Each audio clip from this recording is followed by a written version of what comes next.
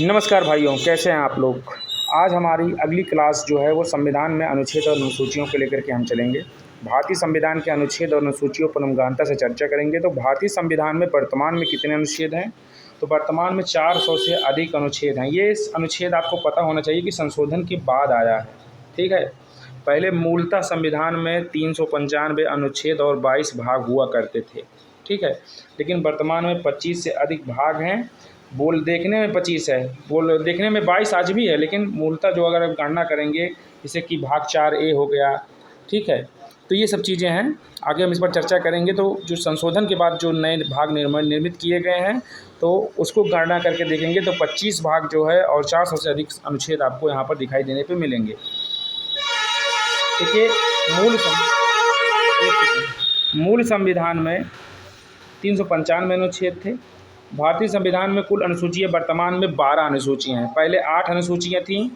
9वीं, 10वीं, 11वीं और 12वीं अनुसूची संशोधन के द्वारा, संविधान संशोधन के द्वारा जो जोड़ी गई। आपको पता होगा कि 368 के तहत, आर्टिकल 368 के तहत संविधान में संशोधन होता है, संशोधन का प्रावधान है, ठीक है।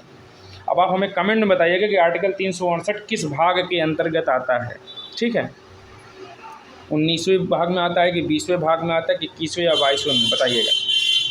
ये देखिए वही चीज़ है, भारतीय संविधान ने 10वीं और 11वीं 12वीं और अनुसूचियों को संशोधन द्वारा जोड़ा गया, यही इन्होंने बताया है। वर्तमान भारतीय संविधान को विभाजित किया गया है तो 22 भागों में। देखने में तो वर्तमान में भी 22 भाग दिखाई दे रहे हैं, लेकिन जो संशोधन किया गया है अगर काउंटिंग गिनती के अनुसार करेंगे तो 25 भाग है। नागरिकता से संबंधित प्रावधान भाग 2 में दिए गए हैं।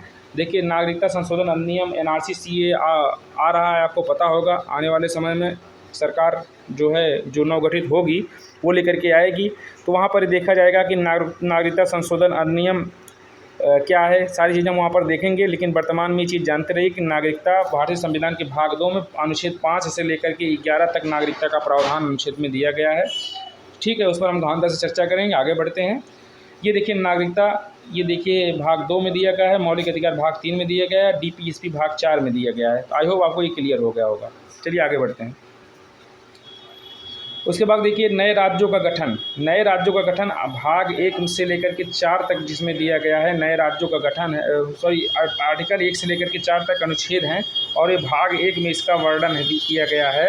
जैसे नए राज्यों का गठन हो, राज्यों के नाम में परिवर्तन हो, राज्य की सीमाओं में परिवर्तन हो, सिक्किम जैसे राज्यों को मिलाने की बात हो रही हो, तो वहाँ पर जो है ये चीज़ें गठित होती हैं। काफ़ी यार यहाँ पर क्राउड हो रहा है, क्योंकि कारण ये है कि मैं रोड पर बैठा हुआ हूँ, जिस कारण ये समस्याएँ आ रही हैं।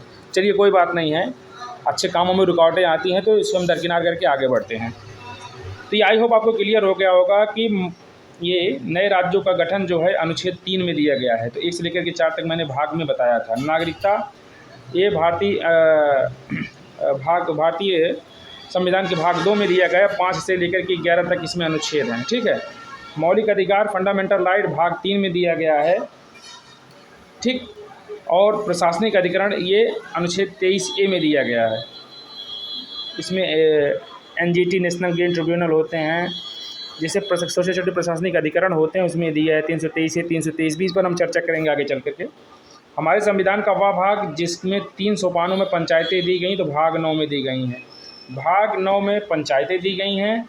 भाग 11 में जो है वो नगर पंचायत के रूप में दिया गया है कि नगरीय निकाय, स्थानीय नगरीय निकाय में क्या स्थिति है, जैसे नगर निगम, नगर पंचायत, नगर पालिका परिषद में क्या क्या प्रावधान है वहाँ पर दिए गए हैं। भाग 9 में इसे 1991 में 73वां संविधान संशोधन लाया गया था और 1992 में इसको लागू किया गया था, आपको पता होगा। और 74वां संविधान संशोधन ये स्थानीय नगर निकायों के लिए गया, 73वां संविधान संशोधन ये पंचायतों के लिए लाया गया था। इससे पहले बलवंत राय मेहता समिति ने त्रिस्तरीय कमेटी पारित की थी, इसमें जिला स्तर पर जिला पंचायत, ग्राम क्षेत्र स्तर पर क्षेत्र पंचायत, ब्लॉक स्तर जिसको कहा जाता है, और ग्राम स्तर पर ग्राम पंचायत का उन्होंने प्रावधान बताया था। उत्तर प्रदेश जैसे क्षेत्रों में, अधिकांश क्षेत्रों में त्रिस्तरीय पंचायती प्रणाली लागू है। हालांकि और से कई प्रकार के जो थिंक टैंक्स हैं उन्होंने भी सुझाया था कि कोई 4 स्तरीय पंचायतों को गठन करने की बात कही थी, किसी ने 2 स्तरों की पंचायतों को गठन करने की बात कही थी। तो ये अंतिम समय में त्रिस्तरीय पंचायती प्रणाली जो है यहाँ पर लागू हुई।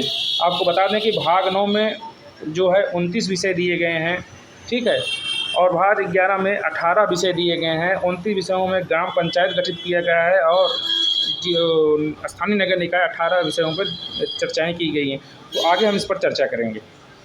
हमारे संविधान का वह भाग जिसमें 3 सोपानों तो हो गया। हमारे संघ और राज्य के बीच विधायी संबंधों के बारे में कहाँ पर बताया गया है? देखिए, संघ और राज्य के बीच विधायी संबंध क्या हैं?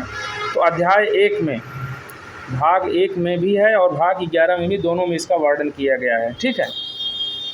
भारतीय संविधान के अनुसूचियों में से वह अनुसूची जो राज्यों के नामों की सूची देता है, उनके मैंने बताया था पहली जो है अनुसूची में ही दिया गया है। भारत के संविधान में चौथी अनुसूची राज्यसभा के स्थानों का आवंटन दिया गया है। असम, मेघालय, त्रिपुरा, मिजोरम में स्पेशल स्टेटस प्रदान किए गए हैं। हालांकि बिहार और आपका ये तेलुगु देशम पार्टी एक करके है, चंद्रबाबू नायडू की पार्टी है, वो भी स्पेशल स्टेटस की मांग कर रही है आंध्र प्रदेश में। तो आंध्र प्रदेश और बिहार भी स्पेशल स्टेटस की मांग कर रहा है। लेकिन अभी भारतीय संविधान की चौथी अनुसूची में असम, मेघालय, त्रिपुरा और मिजोरम 4 ऐसे स्टेट हैं जिनको दिया गया है, चौथी अनुसूची में रखा गया है। ठीक है, आई होप ये क्लियर हो गया होगा। इसके बाद ऊपर देखते हैं। चलिए,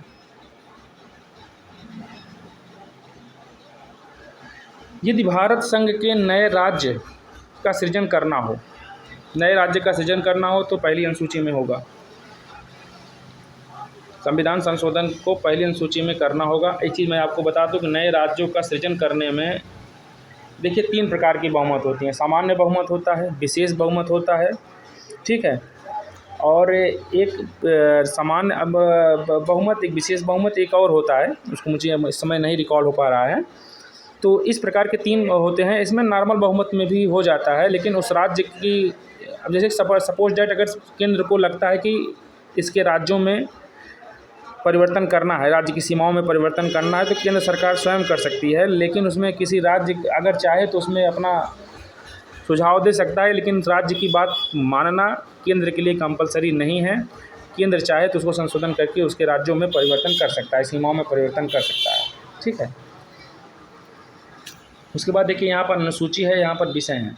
चौथी अनुसूची में राज्यसभा में स्थानों का आवंटन दिया गया है और छठी सूची में जनजाति क्षेत्र के बारे में बताया गया है। अष्टम अनुसूची में भाषाओं का प्रयोग किया गया है। 343 अनुच्छेद आपको पता होगा। और आपको बता दें कि भारत देश का कोई जो है वो राजभाषा नहीं है, राष्ट्रीय भाषा नहीं है। राजभाषा उत्तर प्रदेश की है। भारत की कोई राष्ट्रीय भाषा नहीं है। राजभाषा जो है वो दिया गया है, लेकिन राष्ट्रीय भाषा नहीं दी गई है। आप इसको जानते रहिए, राजभाषा है हिंदी है हमारी। ठीक है। उसके बाद 9वीं अनुसूची में भूमि सुधार पहले था, उसको जो है बाद में संशोधन किया गया। आपको पता होगा फंडामेंटल राइट में जो है संशोधन किया गया था, तो वहाँ से हटाया गया था। इस पर हम आगे चर्चा करेंगे। 7वीं अनुसूची में विधायी शक्तियों का वितरण है। 7वीं अनुसूची में विधायी शक्तियों का वितरण जैसे समवर्ती सूची, संघ सूची और राज्य सूची के विषय के बारे में बताया गया है। समवर्ती सूची में 100 विषय हैं, एक में 66 विषय है, एक में 57 या 58 विषय हैं। ठीक है। और 8वीं अनुसूची में भाषाएं कौन सी हैं? तो कितने प्रकार की भाषाएं हैं? 22 भाषाएं का वर्णन किया गया 8वीं अनुसूची में। 343 अनुच्छेद के बारे में बताया गया है। हिंदी को स्पेशल स्टेटस प्रदान किया गया, उर्दू को भी उत्तर प्रदेश में हिंदी और उर्दू दोनों को लिया गया है। ठीक है। 9वीं अनुसूची के बारे में देखते हैं तो कुछ अधिनियमों का विधिमान्यकरण किया गया है 9वीं अनुसूची में, उनको हटाया गया है, कुछ को जोड़ा गया है। 10वीं अनुसूची में दल बदल के आधार पर निहरता जो है वो बारे में बताया गया है। यदि कोई पार्टी से कोई नेता जाता है, दल बदल करता है, तो उसके जो है वो जो सर्टिफिकेट है उसको पार्टी चाहे तो रद्द कर सकती है। राज्य भूमि सुधार अधिनियमों को संवैधानिक सुरक्षा प्रदान करने के लिए सम्मिलित किया गया है। तो 9वीं अनुसूची में जो है राज्य भूमि सुधार को संवैधानिक मान्यता प्रदान करने के लिए उसको रख दिया गया है। 9वीं अनुसूची में ऐसे कानूनों को रखा जाता था पहले कि जिसका न्यायिक पुनर्वलोकन न किया जा सके, लेकिन 1973 में Kesavananda Bharati versus Union of India के मामलों में 13 जजों की संवैधानिक पीठ ने यह प्रावधान किया कि 1973 के पहले जितने कानून हैं उस पर न्यायिक पुनरावलोकन नहीं हो सकता है, लेकिन 1973 के बाद से जितने भी कानून होंगे उसमें जुडिशियल रिव्यू होगा। बाद में फिर मिनर्वा मिल्स वाले मामले में आया और अब ऐसा कोई भी कानून नहीं जिस पर न्यायिक पुनरावलोकन नहीं हो सकता है। अब हर संविधान का चाहे जो भाग हो, चाहे उद्देशिका हो, चाहे जो चीज़ हो, सभी का जो है न्यायिक पुनरावलोकन के दायरे में आएंगे, सभी का जो है वो परीक्षण किया जाएगा। ये साफ साफ वर्तमान स्टेटस इसका चल रहा है। भारत के संविधान के अंतर्गत आर्थिक योजना का विषय है, समवर्ती सूची में आर्थिक योजनाओं का विषय दिया गया है। ठीक,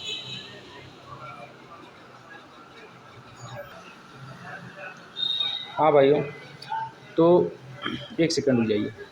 समवर्ती सूची का विषय है आपराधिक मामले। आपराधिक मामले केंद्र भी देखती है और राज्य भी देखती है। समवर्ती सूची ऐसे विषय को कहते हैं कि इनमें दोनों जो है उस पर कानून बना सकती हैं, लेकिन केंद्र का कानून ज़्यादा प्रभावी होगा।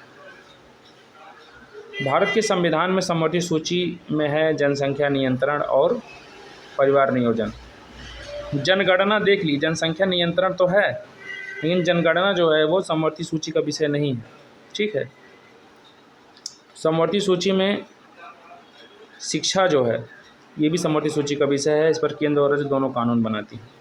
शिक्षा जो प्रारंभ में राज्य सूची का विषय था, उसे समवर्ती सूची में कब शामिल किया गया?